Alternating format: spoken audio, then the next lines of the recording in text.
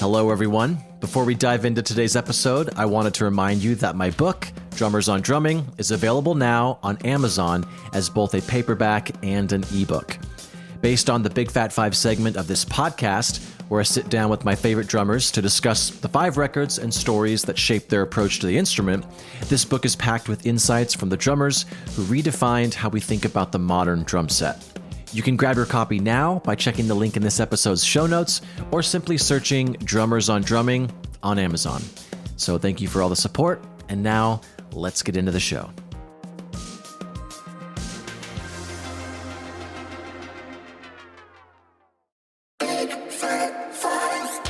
What is up? Welcome back to Big Fat Five, a podcast financially supported by Big Fat Snare Drum. This week's guest is the one, the only Stanton Moore. I've always been a massive fan of Stanton, and this is a milestone for me to say the least. Stanton's all feel, and his choices certainly reflect that, but before I get ahead of myself, Stanton is a Grammy award-winning drummer, educator, and performer born and raised in New Orleans. His pride for his hometown is pretty unmatched, and in the early 90s, Moore helped found the New Orleans-based essential funk band Galactic. Moore launched his solo career in 1998. He has 8 records under his own name. In 2022, Moore started a project with Grammy award-winning guitarist and producer Eric Krasno. The Krasno Moore Project is its name, and they have a current record called Book of Queens. Throughout his 25-year career, Moore has played and/or recorded with a diverse group of artists, including Maceo Parker, Joss Stone, members of the Meters, Tom Morello, Corrosion of Conformity, Donald Harrison Jr., Charlie Hunter, Robert Walter. There's so many. Just go. Oh, and also Les Claypool. I wanted to name that, but just go check out his website. It's amazing. When it comes to education, he's released 2 books and 3 video projects. His Groove Alchemy book was picked by Modern Drummer as one of the top 25 instructional books of all time. And to continue his passion for teaching and to become more closely connected with his students, he recently launched his online drum academy called Stanton Moore Drum Academy. You can check that out at stantonmooredrumacademy.com. He's the man, and this one's for the books. I hope you enjoy the 5 records that shaped Stanton Moore into the drummer he is today. Cheers.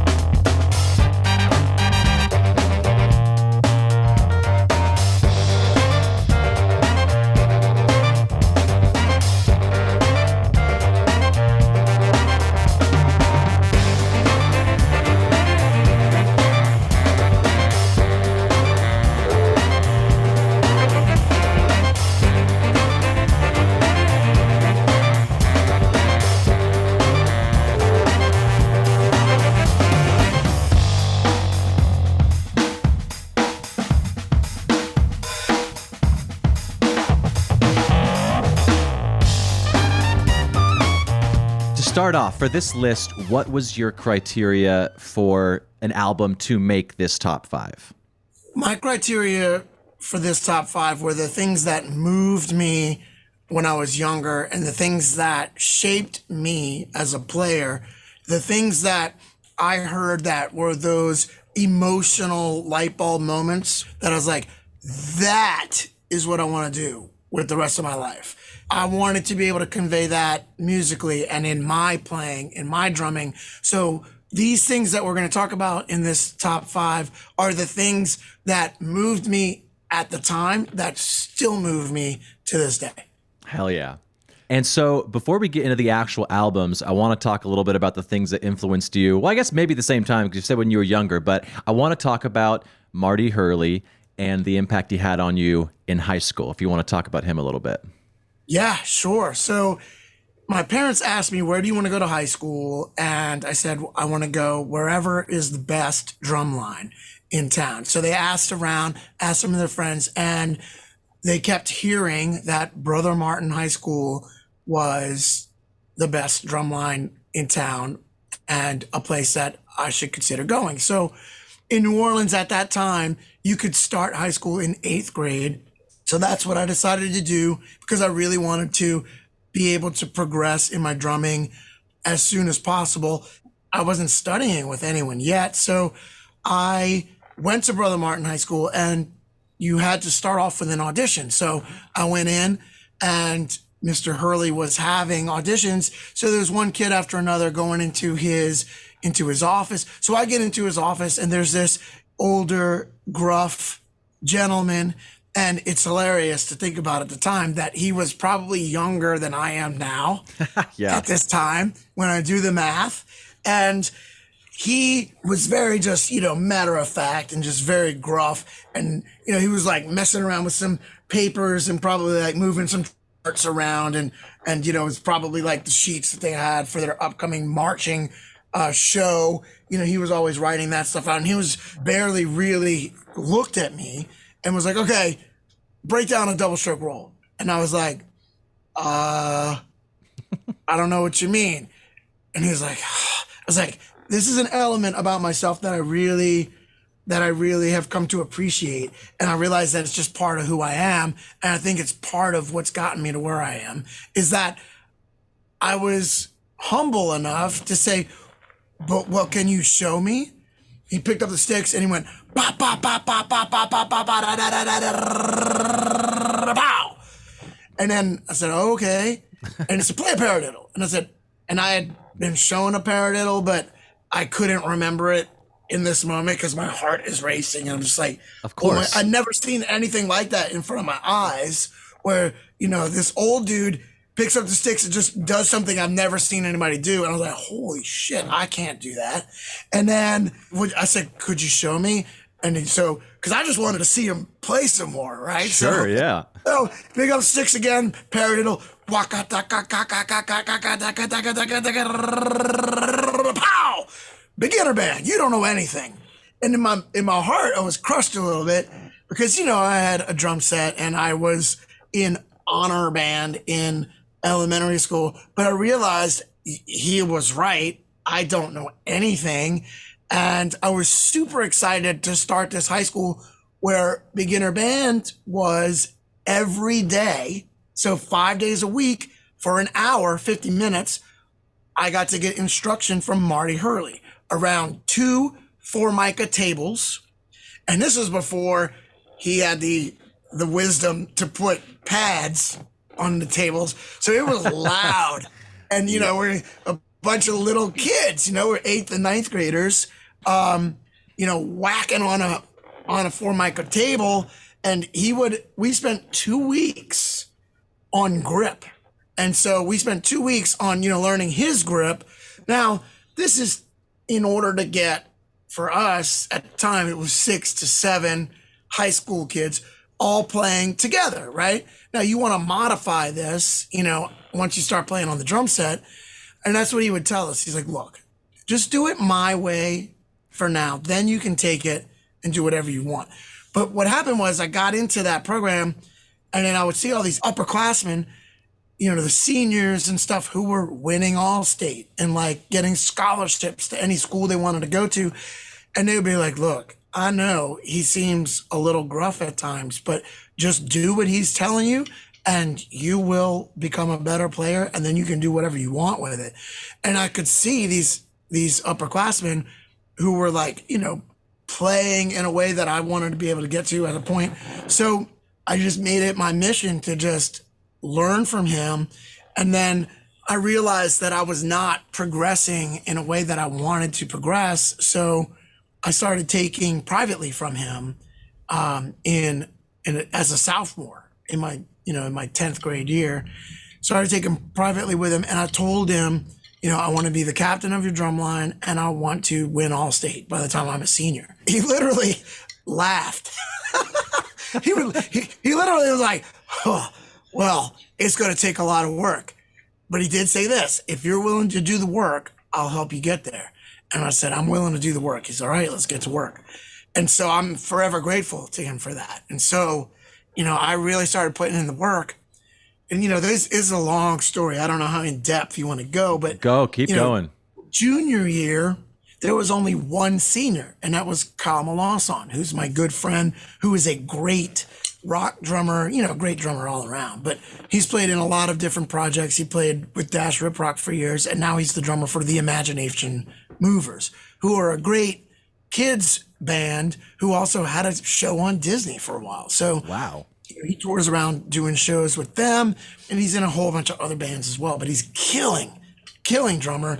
But he was the only senior. He's a great drummer, but in the spirit of Keith Moon, and he prides himself on being very energetic and very kind of raucous, And so he was not trying to be the captain of the drum line. So as a senior, he was not the captain of the drum line, which is fine because that's not what he wanted to do. But the point I'm getting to is that they had to draw from the junior class and make one of those guys the captain of the drum line. And at the time, I was not ready for that. So they made one of my junior colleagues the captain of the drum line. So I worked my ass off, and I was like, okay, by the time I'm a senior, I'm going to be the captain of the drum line.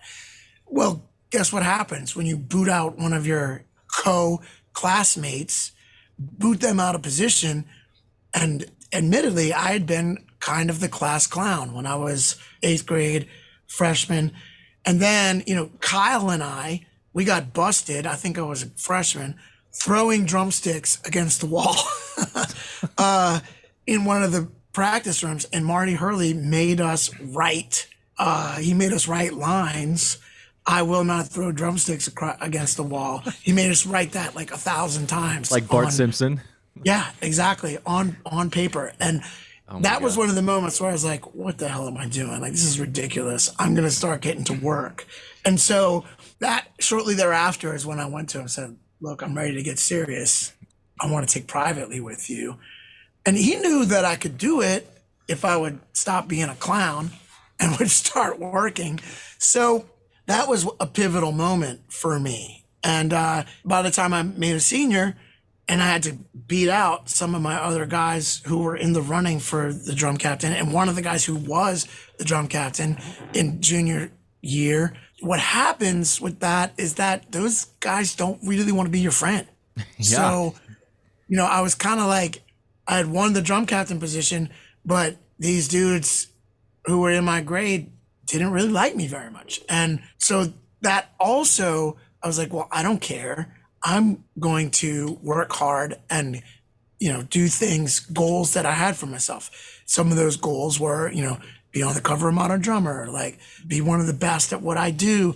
And, I only say this because, who cares what happened in high school, but those moments, trying to be the best that I could for Marty Hurley, this is all a big, long answer to my experience with Marty Hurley, that at a young age, still in high school, that made me say to myself, I'm going to work my butt off and I'm going to be one of the best that I can be in the genre that I want to be in the niche that I want to be in, which the niche that I wanted to be in was some kind of personal amalgamation of my big three, which are Zigaboo Modeliste from the Meters, Elvin Jones, played with John Coltrane for anyone who may not be aware, and John Bonham.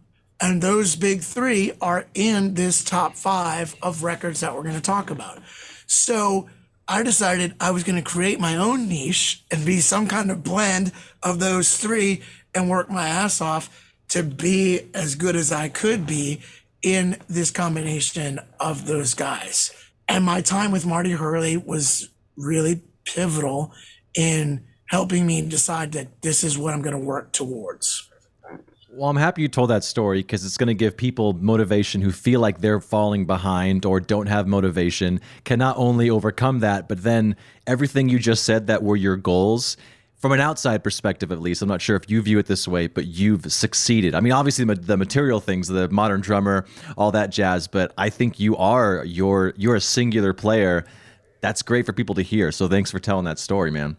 Yeah, well, thank you for saying that. And, just to follow up on some of that story, it's like, for the people who are listening, I realized I had potential, but I was not realizing that potential early in high school. And another pivotal thing that happened in that time, and we'll move on from this, but from 8th grade to freshman, you usually make the drum line as a freshman. And for me, I made the drum line as the 3rd tritom player. At the time, we hadn't moved up to quads yet. It was just tritoms. So I made it as the 3rd tritom player. And we tried to go to 7 snare drums that year. One of the snare drummers was a senior. So they tried to move him up to snare, and he wasn't cutting it. So guess what happened? They moved him back to tritoms, and I wound up being the 4th tritom player. Guess what? They didn't have a carrier for the 4 set of toms. So I had to be in the stands at the football games. I played in the stands. Then everybody else went down on the field. I didn't get to go on the field. I had to sit up in the stands by myself in my band uniform while everybody else went down on the field. Embarrassing. Then guess what happens once parade season comes and it's Mardi Gras? Well, they didn't have the carrier, so I had to carry the band banner. Oh no.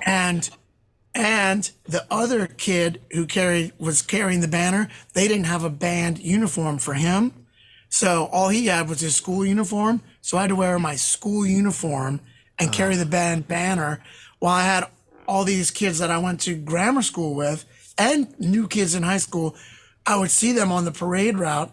And not only was I a band nerd, but I was a band nerd in school uniform carrying the banner. Talk about embarrassing and humiliating. So it was in that moment, and especially getting busted with Kamalasan and throwing sticks against the wall. Yeah. Those 2 moments made me realize, F this, I'm done messing around. It's time to put in the work and really work towards the goals. And, those experiences were humiliating at the time and in the moment, but they made me realize, all right, it's time to get to work. What do you want to work towards? And I set those goals. And I'm so happy now and grateful for those moments. As I tell these stories and recant those moments, they're embarrassing, but I am very grateful for those. And how do you take those moments? As you said, if you feel like you're falling behind or you feel like you're not where you want to be, that's okay. Use that, take that, use it as fuel to empower you to get to where you do want to be. All right. Well, I do have so much more to talk about, but let's just hop into number 1. And you did mention this is one of your 3. So the album is Live at Birdland. The artist is John Coltrane. The key track, but listen to the whole album. You said Afro Blue, which we'll listen to in a second. But the drummer, Elvin Jones. So take it away, and then we'll listen to some Afro Blue. Yeah. So at the time, I think I heard this record when I was maybe 16 or 17 years old, around this period of time that we're talking about when I was in high school. And, I was playing in some punk rock kind of bands. I was playing in a band called Captain Meathead with my good friend Scott Guyon, who is now a fantastic artist. Scott did the last 3 Jazz Fest posters. But we had a band called Captain Meathead that was like drawing from, some of the Meters stuff and, really inspired by the Minutemen and drawing from this like punk approach to funk and not really drawing from the Red Hot Chili Peppers as much as drawing from the Minutemen and drawing from then later Firehose and, playing funk and groove music with a whole lot of energy and young attitude, So I was playing in bands like that and I was going to some of these punk rock parties, and then some of the guys who were a little older than me would pull me aside and say, man, you need to hear this, check this out. So my friend, from what I'm remembering, my friend Duke Strawby pulled me aside, put me in a bedroom at one of these punk rock parties and turned on Live at Birdland, John Coltrane. He'd said, just sit in here by yourself and listen to this. So I did, and I was just so blown away because, I was starting to study and learn how to swing and, starting to study Miles Davis records and, study Philly Joe. And, one of the first records that I bought was Bag's Groove, and that's Jimmy Cobb on drums. And so, it's killing, but just very swinging and very refined and very grooving. And when I heard this, especially Afro Blue and with Elvin, I was like, oh my God, the energy that was coming from the drums and through the music, and the energy that Elvin plays with, is so, as you know, it's so energetic, and it's so uninhibited, and it's so just with reckless abandon. To me, that it connected on such a deep level, because it was like, holy crap, like Elvin was playing with punk rock energy in the way that he's just going at it and just really playing what he felt without any apologies and without any regard for what are people going to think about this. So that, to me, resonated as a young kid who had all this energy and who was, playing in some punk rock bands. And I was like, oh my God, you can play like that? I was like, holy crap.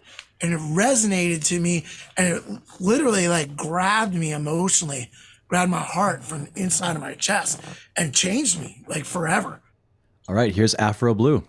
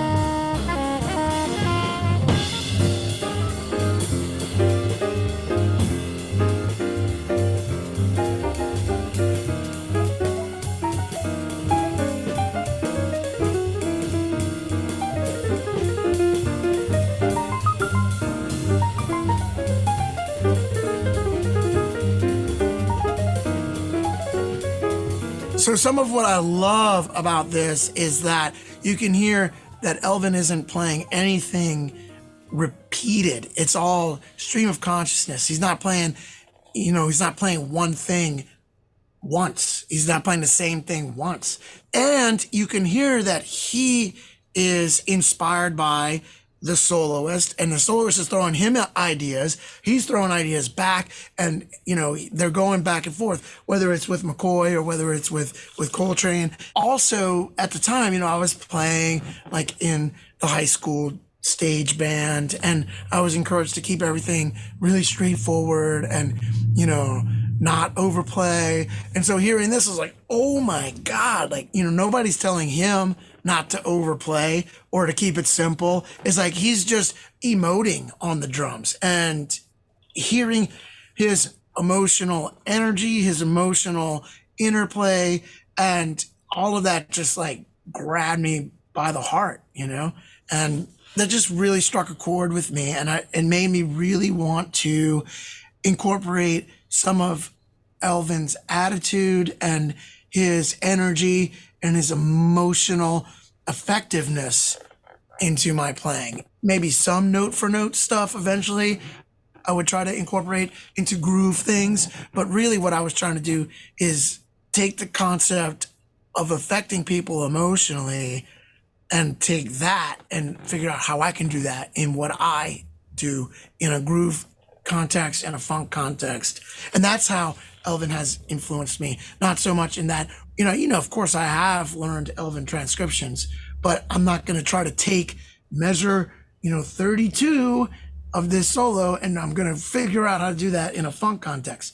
Well, I have done that a little bit, but the majority of how Elvin influences me is trying to take his spirit and figure out how I can be inspired by that and try to convey emotion in my playing. And it's not going to be the same way that Elvin does, but trying to do that in my own way is how Elvin has inspired me a lot.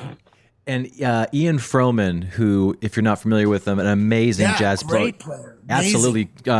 He was talking about how he was able to study with Elvin later in his life in Florida, and he had all these questions about Love Supreme, all these things, and Elvin was like, I was just playing, man.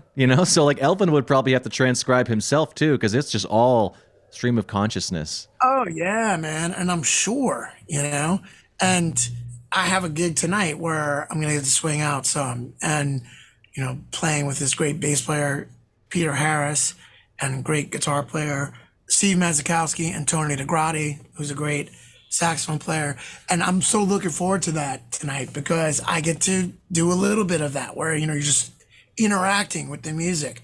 I don't sound anything like Elvin, but I'm inspired by his freedom, and his emotional impact that he has on people. And I would love to hear some of what Ian says, man. I do know that he got to study with Elvin. I've read a lot of interviews with Ian, and, I'm envious of the time that he got to spend with Elvin. So that's, I would love to have you done a podcast with him? Yeah, he's probably about a month ago he was on. One of my favorite episodes. He's a storyteller, has so many good. Jan Christensen talks about meeting. It's a really fun episode. If people haven't listened, and I hope you do too. Yeah, we'll Ian's listen great. to it for sure. All right, so number 2, the album is 20 Greatest Hits. The artist is James Brown, and again, you said just all the tracks. Everyone should, but the drummers, Melvin Parker, Jabo Starks, Stubblefield, all over the place, and yeah. So talk a little bit about that, and then we'll maybe choose a song. Yeah, so the James Brown school approach of funk is completely different than the Meters approach to funk, and both, to me, equally funky in different ways. And then with James Brown, the more that I dug into his music and started to discover, the nuances and the intricacies and the differences between Melvin Parker, Jabo Starks, Clyde Stubblefield, and realize that, wow, they truly are individual drummers and individual voices and individual approaches. And especially while I was working on Groove Alchemy and transcribing each of those guys and then learning the differences and, realizing that Jabo Starks plays a little bit more on the swing end of the spectrum. And oftentimes his right hand would be playing, which has a skip beat in it. And I got to have dinner with Jabo and Clyde, and I got to sit next to Jabo and tap on his knee and be like, man, I love what you're doing. And, I tap that out, and I said, correct me if I'm wrong, but to me, it seems like that's highly influenced from the ride cymbal pattern, swinging out on the ride cymbal. And he said, aha. And he pointed at me and pointed in my chest. He goes, aha. Because you hear that, huh? I was like, yeah. He goes, a lot of people don't pick up on that. He's like, it's totally coming from the ride cymbal pattern. I was like, oh my God, it's amazing. So, he's filling in with his grace notes. Get set, get set, get set. And that requires a little bit of independence. And so noticing that, and that his style is a little bit more on the swing end of the spectrum. And then Clyde, in general, plays either eighth notes or sometimes quarter notes or 16th notes. But when he plays something on the hi-hat, it remains consistent. So, with Cold Sweat,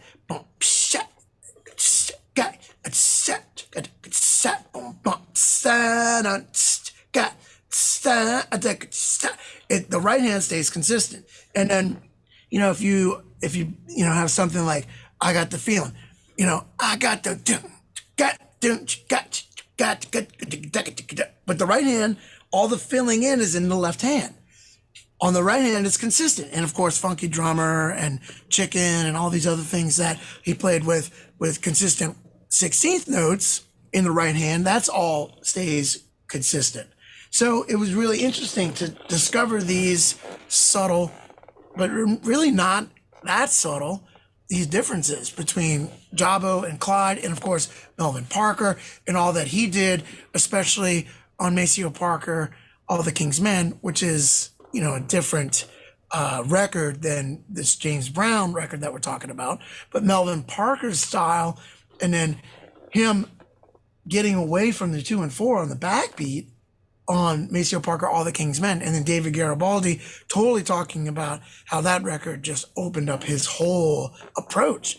David Garibaldi realized that you don't need to play 2 and 4 on every measure for something to be funky. And that, Melvin Parker, he really changed funk drumming with that Maceo Parker record because he influenced David Garibaldi and everything that David Garibaldi did. So, those 3 guys really, changed funk drumming in different ways, And from my research and what I can find, Melvin is the guy who really started going one set, on the hi-hat, playing the upbeat, the open hi-hat on the upbeat of 1 and the upbeat of 3. And he started doing that on Out of Sight and, well, really on I've Got the Feeling and Papa's Got a Brand New Bag. And a lot of people consider Papa's Got a Brand New Bag to be one of the first real funk recordings. And, it's pivotal because it's got that upbeat on the and of 1 and the and of 3. And then Jabo took that and he incorporated that in his way and then added a skip beat to it. So Melvin Parker going, then Jabo, and then Clyde filling all that in with so many more grace notes, and Clyde would call them sometimes chatter notes. So that hitting the backbeat and a grace note right after it, Clyde would call that a chatter note. So, but what's interesting is that both Jabo and Clyde utilized Melvin's innovation of the open hi-hat on the and of 1 and the and of 3. And then they took that and they added their own thing to it. And so, those 3 guys, to me, work hand in hand, taking some of the things that came before them and working with that. Even though I don't think this song is on the 20 greatest hits, but it's important to mention Clayton Filiaz playing on I've Got Money, because that's the first time that I can really hear the backbeat being displaced. And then Clyde took from that, but then he incorporated that displaced backbeat with Melvin Parker's upbeats on the hi-hat opening on and of 1 and of 3. So all of those innovations and the way that they influenced each other within the James Brown camp, that's all very notable, very, very important. And then so for me, the whole James Brown school of funk, you have to spend time digesting that. And then it's really interesting to hear how some of that, especially with some of the open hi-hat and the displaced backbeat, that shows up in the meters and shows up in things like Look a Pie Pie, and of course all kinds of other grooves that Zig came up with. But those innovations, for me, if you want to get into funk, you have to spend time, and I would say equal amounts of time, with the James Brown approach to funk and the meters approach to funk. I love that. Everyone listening, listen to this again. This was such a good lineage of that style of drumming. I love that. Is there a song you want to play? I mean, you mentioned so many, but you kind of talked about Papa's Got a Brand New Bag as kind of one of the beginnings in a certain way of that hi-hat. Do you want to just play that maybe? Sure. All right, here we go.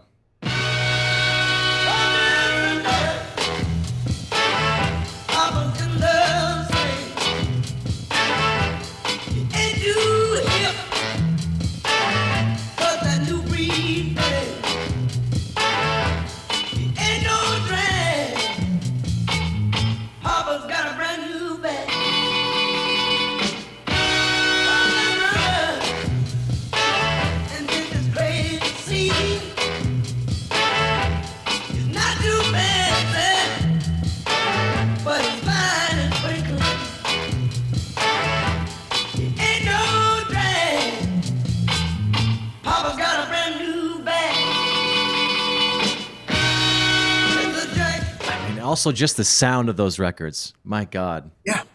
Yeah. And, Can't beat it.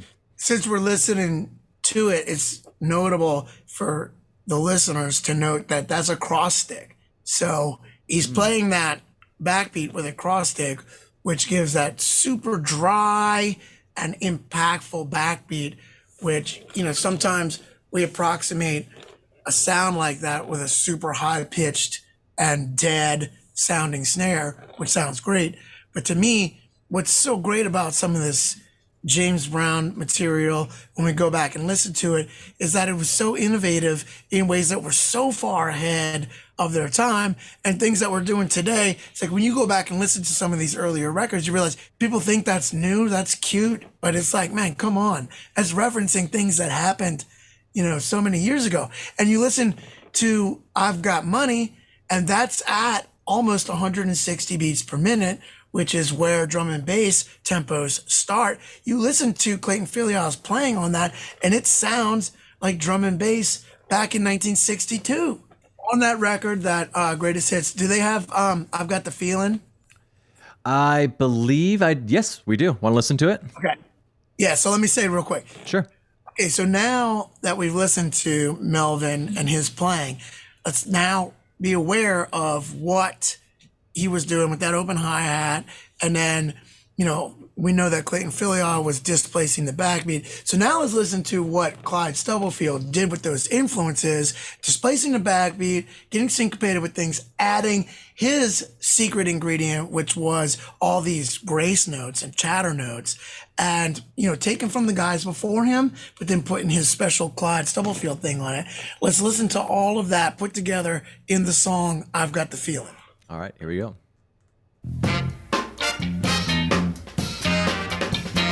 I got the feeling. Baby, I got the feeling. You don't know what to do to me. Leave my heart heavy, down in misery.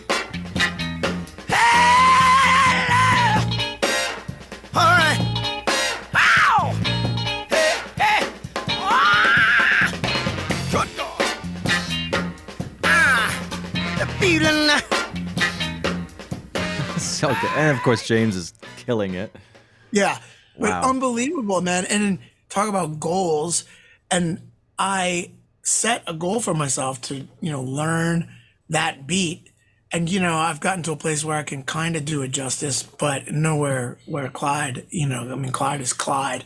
But my point is, it took me years of shedding to get to where I could play the ghost notes the way Clyde is. And, what's interesting to note is that he's playing a grace note before an accent and a grace note after the accent. So he's playing tit-tat-tit, tit-tat-tit. And it took me years of shedding that. And I'm saying that so that any of the listeners who feel like you'll never get it, that's not true. You'll get it, but practice it slow for years. Make it part of your daily routine and bring it up 1 BPM a day or 1 BPM a week if you have to. And eventually, it might take years, but you'll get it. All right, so number 3, the album's Look Up Hi Pi. The artist is The Meters. The drummer is Zigaboo. And yeah, all the tracks. But take it away, and then we'll listen to some Zigaboo. So what's amazing about Zig's playing and The Meters is that they, of course, were influenced by some of the things that they were hearing, and then they put their own spin on it, being influenced by the things that happened in the streets of New Orleans. So, being from here, I can hear how Zig might take, some open hi-hat stuff and some displaced backbeat stuff that was happening in the James Brown camp, but then playing it at a slower tempo and playing it with a feel that is in between straight and swing that is coming from some of the New Orleans snare drum stuff that we hear in a second line and a brass band context. So when we listen to this next tune, try to listen for, you're going to hear some of the James Brown influence of the open hi-hat on the and of 1 and of 3 and the displaced backbeat, but it's got a feel that is unique to New Orleans. That is just so infectious and so unbelievably funky. let's listen to Look a Pie Pie because it's got those elements that we were just discussing. You'll hear some of the similarities that are coming from James Brown. And now that you know, displaced backbeat coming from Clayton Filiaw, and then the open hi-hat on the end of 1 and 3 coming from Melvin Parker, and then filling in some of the stuff coming from Clyde Stubblefield. But then we're going to hear Zig's approach and his way that he's doing this. Love it.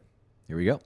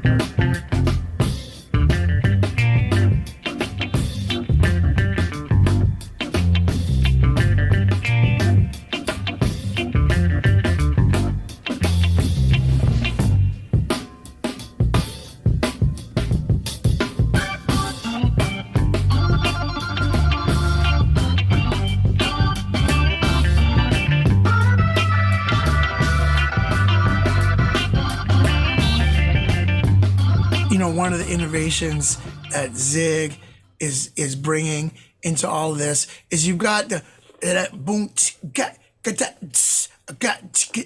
boom got do boom. So he's putting that syncopated bass drum after the backbeat, and then some of the other stuff is drawing from the James Brown influence, but he's bringing in and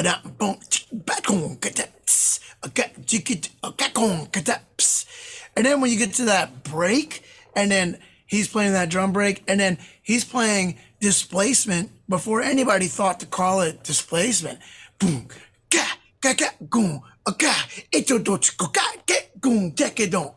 I mean, unbelievably funky, unbelievably innovative, but from a very organic approach. He's not like, okay, let me think about how mathematically I could displace this, and I really want to put in some linear stuff, and I want to make this little displace thing happen. He's not thinking like that. He's just playing organically, just like we talked about with Elvin. I was like, man, I don't know. I was just playing, right? And I'm sure, Zig was just playing, but he was doing these things in 1969, beat displacement. And then, Sissy Strut is really linear, it's essentially linear. He wasn't thinking of it that way, but it's very linear, so that's some of the things that make this drumming so beautiful, is that, yes, to use your words, unbelievably funky, but then also unbelievably innovative in that, in the late 60s, doing things that we started doing more of in the 70s, beat displacement and linear drumming, which everybody's doing that to the max now. Mm-hmm. But this stuff was happening in the late 60s. All right. Going on to the third person you have mentioned at the beginning of the conversation, John Bonham. The album's Physical Graffiti. The artist is, of course, Led Zeppelin. Embellish a little bit on what John Bonham did for you.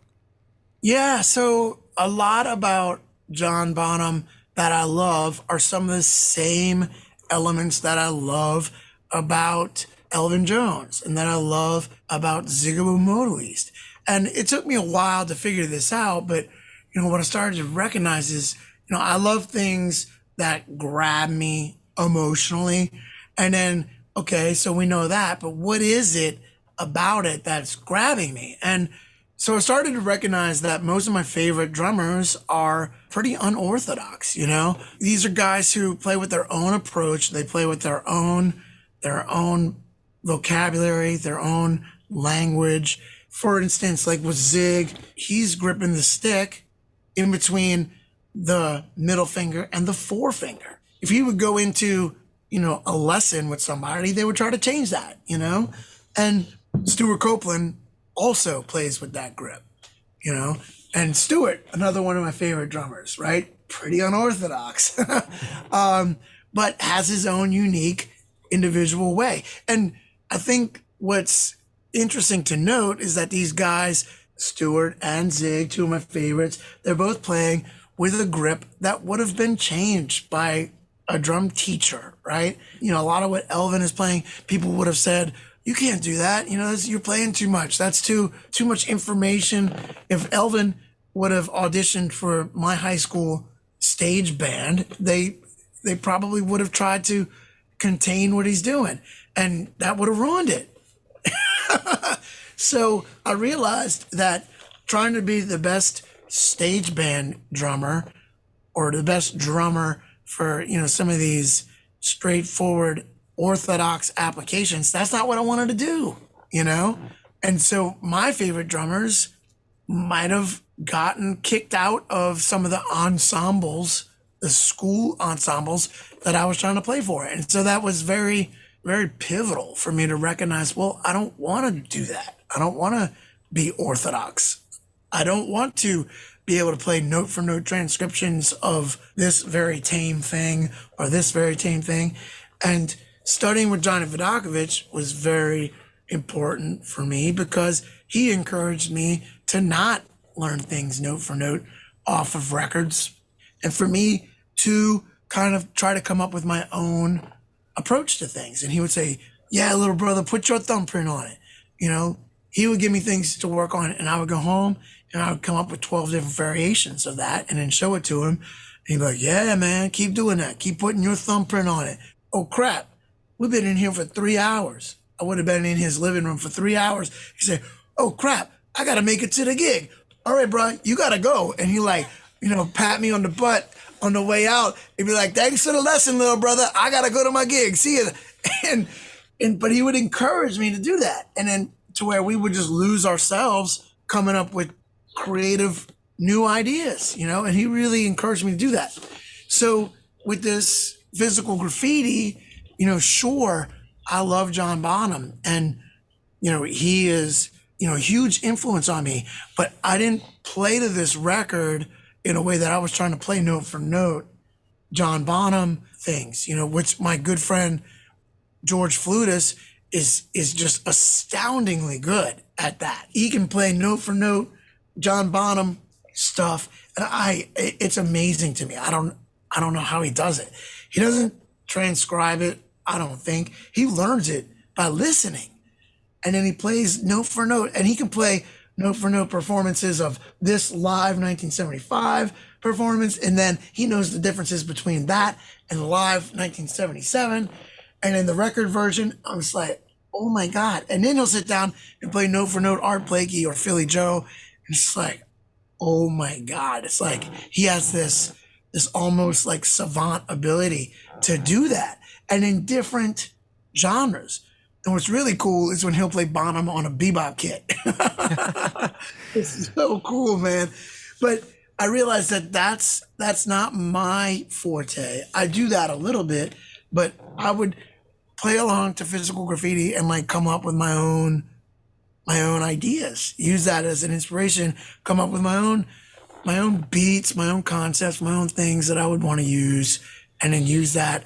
And then I would, you know, write them down or remember them.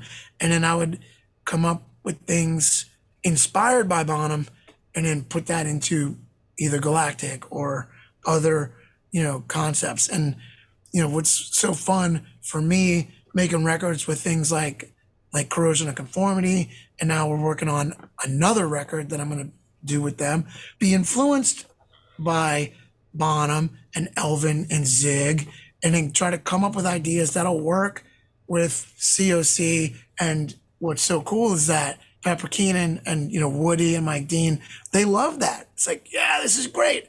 Because some of those earlier heavy drummers like Bill Ward, Ian Paice, obviously Bonham, those guys were influenced by Max Roach and Art Blakey and James Brown, and they were coming up with their own approaches to heavy stuff by mixing some of that stuff. So when I come to a heavy record, I try to come at it like those older drummers by being influenced by some of these classic drumming influences and then doing it in a heavy way. So that's why it kind of works, you know? So yes, I've been influenced by Bonham, but not in a way that I'm trying to play his stuff note for note. Sure. Yeah, which song would you like to play from Physical Graffiti? So yeah, we're going to check out In My Time of Dying because, there's this killing groove where he's also laying into the snare drum as part of the groove. And to me, that's very reminiscent of some of the stuff that Zig would do, and also some of the stuff that we might do in New Orleans, where we're really incorporating the snare into the groove. And I can hear, I've talked about this in my book, Groove Alchemy, where Zigaboo Modelis and John Bonham are way more similar than they are different. And especially if you listen to Look a Pie Pie, and we listen to how Zig was displacing that backbeat, and then we listen to John Bonham and his playing on Whole Lotta Love, and he's displacing the backbeat. And to me, they're both influenced by Cold Sweat, but both of these guys play In Between Straight and Swing. They were both born in 1948. And then if you listen to John Bonham's playing in the middle section of How Many More Times, when they're doing the Hunter midsection, all that snare drum grooving is very similar to some of the stuff that Zig does on the live version of Africa from Live on the Queen Mary. They're very, very similar. So, these guys both were influenced highly by Earl Palmer too. And so, I find a lot of similarities in those guys. And so that's why I want to listen to In My Time of Dying, because this drumming, especially, the snare drum stuff, is so similar to some of the stuff that you might hear from Zig. And I love it. And I've tried to, come up with things that sound like some kind of mix between Zig and Bonham. Perfect.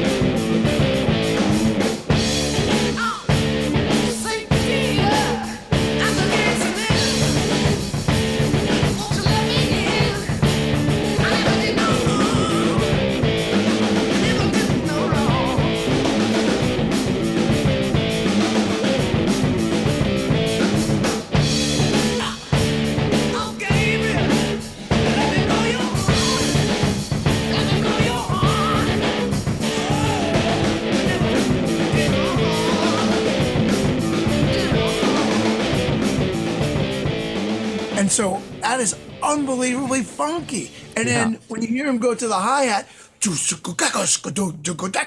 that two hands on the hi-hat, that's totally a Zig thing. I hear so many similarities, man. And then that on the bass drum, that's Zig plays that all the time. So it's like the similarities to me between Bonham and Zig, there's so many. And this is one of the specific instances, but I used to play along to this record like on almost daily basis, but not try to play note for note, try to come up with my own things. And what's so cool is also that snare drum, and he's carrying that across the bar line. That's so inventive and so creative and so unorthodox. If you would try to do that, in some instances, people would be like, don't do that. But Bonham didn't have anybody telling him, don't do that. He had people egging him on. So that is, so creative, so inventive, and unorthodox, and funky, and so similar to Zigaboo Modelis and New Orleans. It's just like so cool and mind-blowing to me. And of course, there's famous pictures of Bonham and Led Zeppelin hanging out in New Orleans under street signs in the French Quarter. So I know that he was influenced by New Orleans. I know, Sidney Smith, this great photographer, he took a picture of John Bonham with his arm around Professor Longhair. And that was Zeppelin in New Orleans at a record release party for one of the records. And there they had Professor Longhair there because they loved Professor Longhair. So, once I started realizing all that, I was like, oh man, I love Led Zeppelin. I love John Bonham. No wonder, because to me, there's a lot of influence coming from the same things that I love about the meters and a lot of the New Orleans stuff. All right, so the next one, the number 5, you just mentioned Professor Longhair. I really don't know much about Professor Longhair, so I'm excited you have this on your list. So the album is Crawfish Fiesta. The artist, of course, is Professor Longhair, and the drummer is Johnny Vidakovich, who was an instructor of yours, who we mentioned earlier. So please take it away, and then we'll listen to some Professor Longhair. Yeah, so as you just said, this is Johnny playing with Fess. Now, Fess, especially in New Orleans, is considered the architect of funk. And a lot of what he did, with the blending some of the Caribbean ideas and some of the New Orleans boogie woogie piano stuff, and blending those things together and coming up with an approach that was uniquely funky and very individualistic. And it influenced the Meters, it influenced the Neville brothers, it influenced all of the Mardi Gras Indian stuff that came out, where you're blending funk musicians with New Orleans Indians. Fess is the root of all that stuff, and he influenced Dr. John and James Booker and everything that came after him. Not only can you hear the influence, but everybody said, oh yeah, everything starts with Fess as far as New Orleans funk. And he had records coming out starting in 1948, and he has some of the most famous, most well-known Mardi Gras songs. But what's great about this record that we're about to hear is that he started getting some recognition in his later years, and then he put together a band that toured, and this record was made after they did some touring. So this is one of the tightest records that you're going to hear with Fess. And this does have Johnny on it, who is my teacher and mentor and spiritual advisor. And Johnny also on this record is playing some of his unique snare drum funk ideas. So I really learned a lot from Johnny about how to play on the snare drum and really loosen it up, and then really take, what I learned from Marty Hurley, but I had to learn how to loosen up a lot. And Johnny really helped me with that. And Johnny, this record, he played what we're about to listen to, which is Her Mind Is Gone. He played this beat for me and then walked into the kitchen to make some coffee.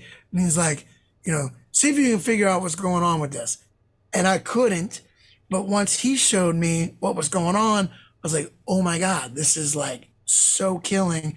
Because when he's playing on the snare drum, you can take the right hand, put it on the hi-hat, put it on the ride cymbal, put it on the cowbell, put it on the rims, and just moving that right hand around, you got a whole bunch of different things. So this beat was pivotal for me in realizing that, I can take this beat, I can use this beat, but then also use my variations of it. But not just this beat, but the idea of coming up with something that sounds great on the snare drum, but then taking the right hand, moving it all these different places. So this beat really changed a lot about my playing, helped me come up with a lot of different variations. And so, this lesson that I had with Johnny, this, 1 hour with Johnny where he played me this changed a lot for my playing. So we're going to listen to Her Mind Is Gone right now.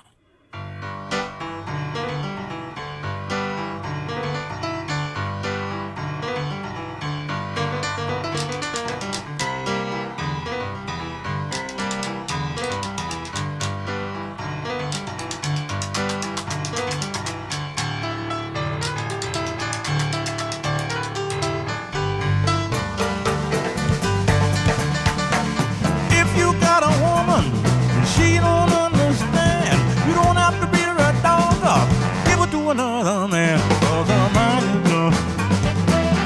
It ain't no doubt about it, boy, her mind is gone. When a woman's off doing wrong, she won't do right no more. I remember when I... Yeah, and, I've done lessons on this. It's basically right, and then flam, right? So right foot, flat. So that's the first part of it. Got. And then once you get got, it's got-ga-goon. So in the right hand, it's like almost like a skip beat, right? Then the rest of it is just right, left, right, left, right, left. It's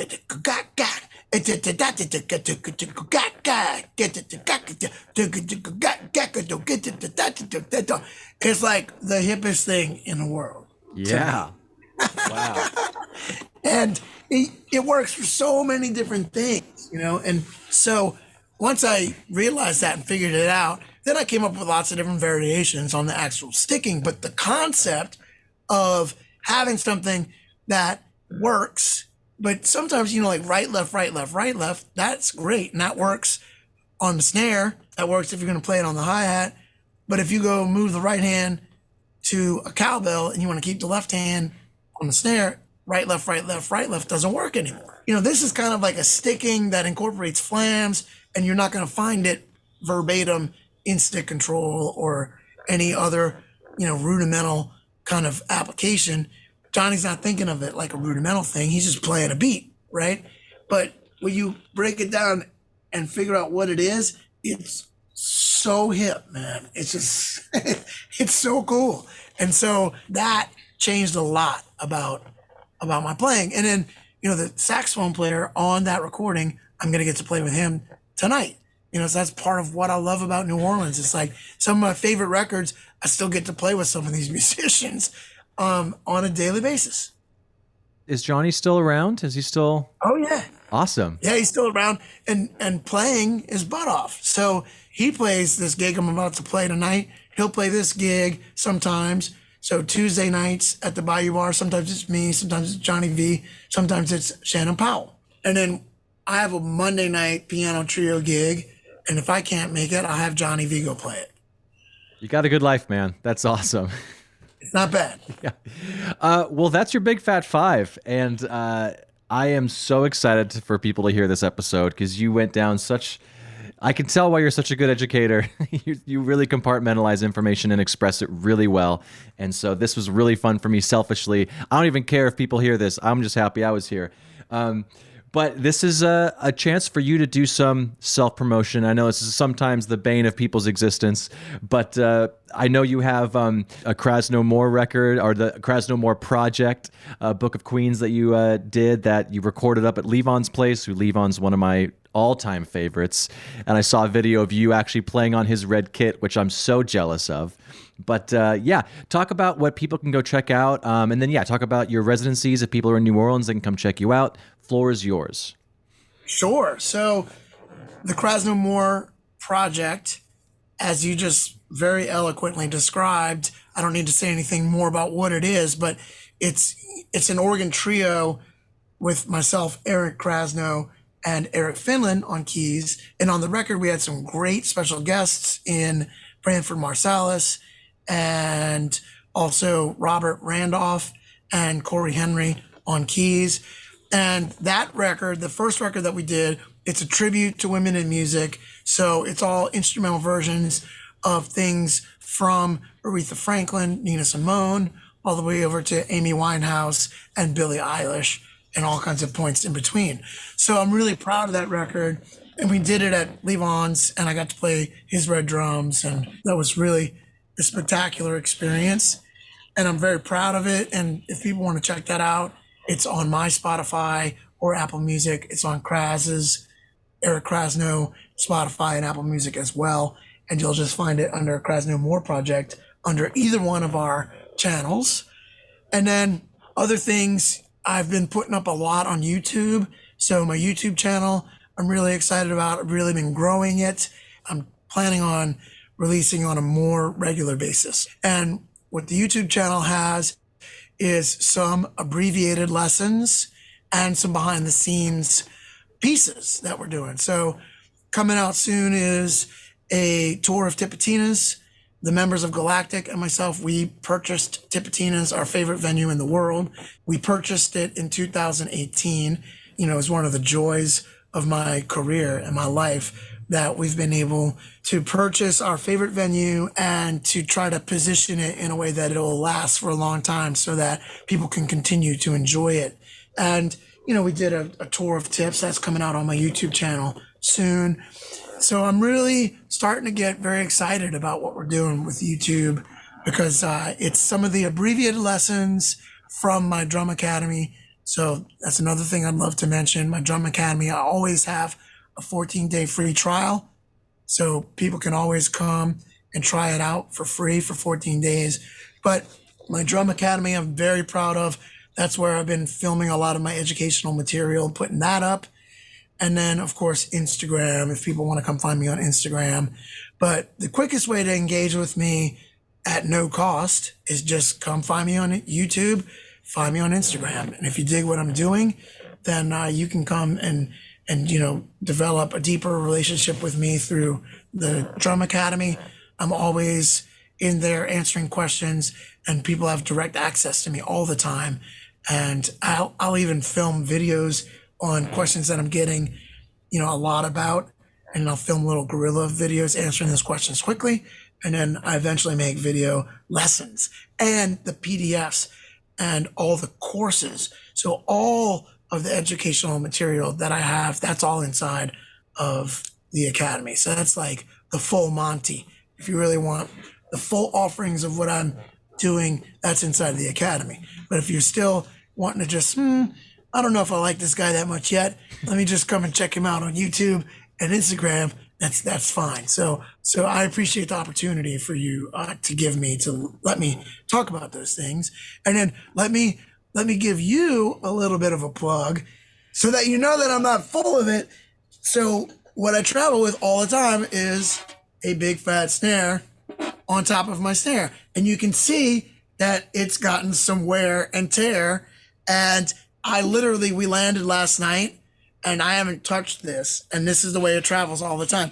And so this rides on my snare, and then I put it on the side of me so that it's on every gig. So then when I need it, what I'll do is I'll loosen up the snares a little bit and then put this on top, and it gives me a different snare sound, as you know. But I'm not just doing this because we're doing this podcast.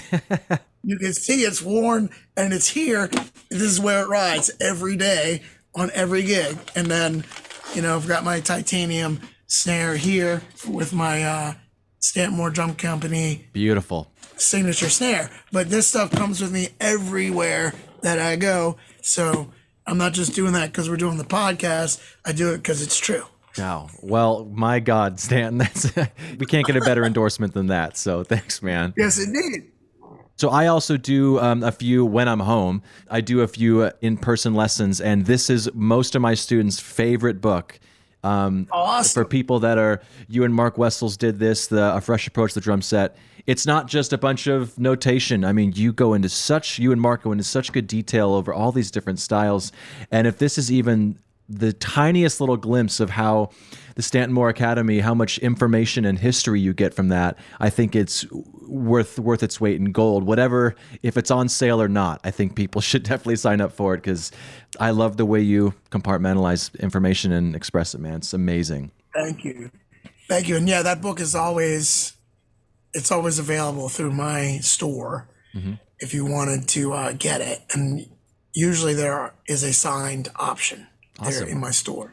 So thank you for that plug. Yeah. And, Mark's just a brilliant guy. And, since you mentioned his books, if anybody's looking to develop their hands and their snare drum rudimental knowledge, his book, A Fresh Approach to Snare Drum, has become a bestseller in a lot of markets. And it's basically the teachings of Marty Hurley put into a book. And it's really, really well put together. And I've worked through it a couple times because I've presented stuff in it. So his way of presenting all that material and the developmental way that he does it, anybody who's like, man, I really want to get my rudimental stuff together, that book is the book for it. And then if you're looking to get your foundation and your fundamentals together on the drum set, Fresh Approach to Drum Set is the comprehensive course for that. I love it. I'll let you go. I know you have a sessions, but thank you, Nick, for all the help, and thank you, Stanton. I appreciate it. All right. Thank you, Ben. Thanks for including us. All right. Have a good day. All right, brother. Take care.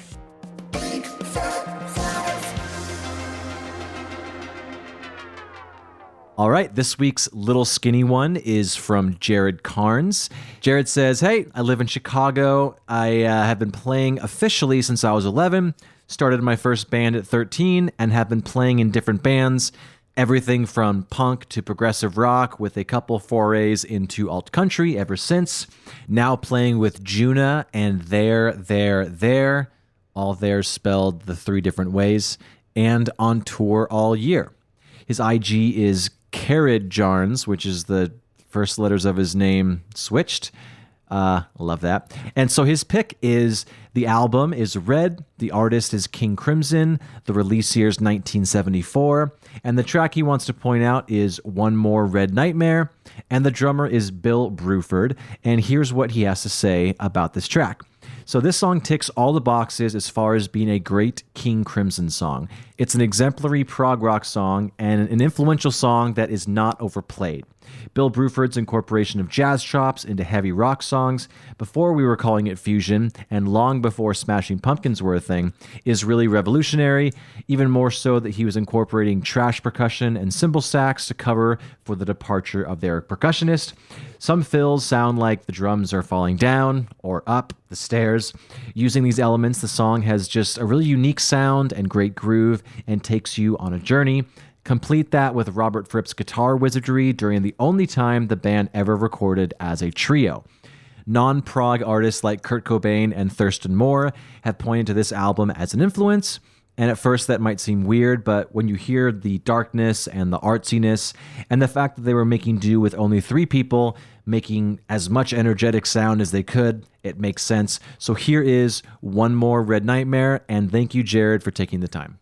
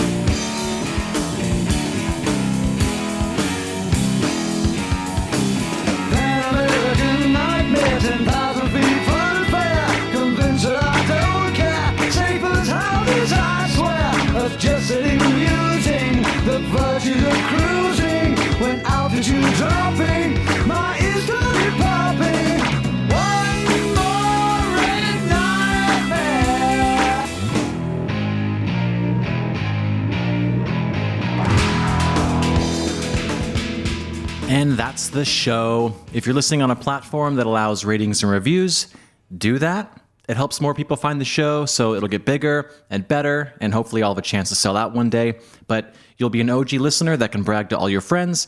Anyways, why don't you go and check us out at bigfatsnaredrum.com and follow us on all the socials. Just search for Big Fat Snare Drum and you will find us.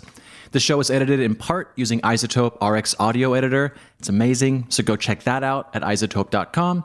And thanks again to Gunnar Olsen for the theme music. Bye!